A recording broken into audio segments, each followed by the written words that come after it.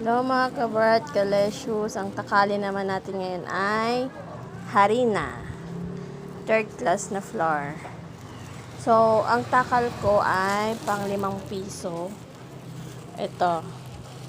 50 grams, bawat 5 piso, 50 grams.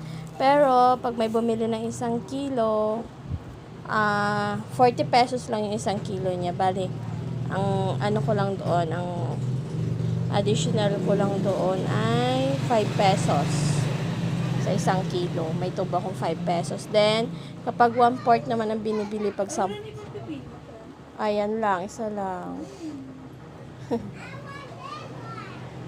Kapag 10 piso naman, 1/4, 250 grams. So, bali dito tayo kikita sa sa takal-takal na 5 piso sa patingi-tingi. Kasi 50 grams lang ito 5 piso.